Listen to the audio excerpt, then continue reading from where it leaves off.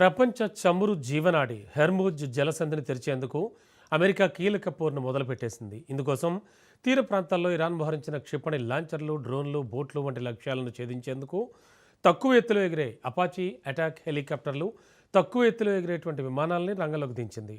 America chairman of the joint chiefs of staff general Dan Caine ఈ విషయాన్ని వెల్లడించారు.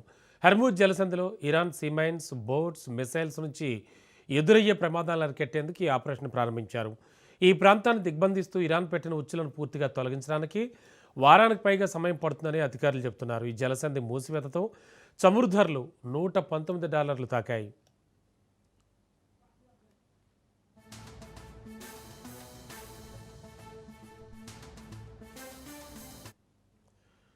భారీ ఆయుధాలతో ఏ-10 యుద్ధ విమానాలకు తోడు అపాచీ అటాక్ హెలికాప్టర్లను కూడా అమెరికా పంపించింది. ఇవి హెర్ముజ్ జలసంధిపై తక్కువ ఎత్తులో ఎగురుతూ శత్రు లక్ష్యాలను మట్టుబెడుతున్నాయి. ఏ-10 యుద్ధ విమానాలు దక్షిణ తీర ప్రాంతంలోని ఇరాన్ ఫాస్ట్ అటాక్ క్రాఫ్ట్లను లక్ష్యంగా చేసుకున్నాయి. అమెరికా ఏ-10 విమానాలను పదాతి దళాలకు క్లోజ్ ఎయిర్ సపోర్ట్స్ మిషన్స్ కోసం నిర్మించారు. తాజాగా ఇప్పుడు వాటిని నౌకలను ధ్వంసం చేయడానికి వినియోగిస్తున్నారు.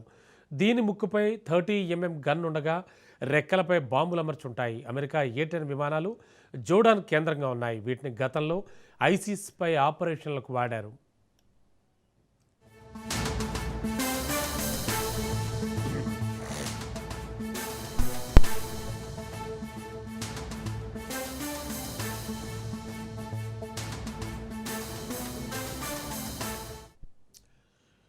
ఇప్పటికే దాదాపు 2200 మంది అమెరికా మెరైన్ కమాండోలు ఇరాన్ యుద్ధంలో పాల్గొనేందుకు బయలుదేరారు. వీరు ఇరాన్ దక్షిణ తీరంలోని ద్వీపాలను స్వాధీనం చేసుకుని హెర్ముజ్ జలసంధిపై పట్టు సాధించాలన్నదే వ్యూహంగా కనబడుతోంది.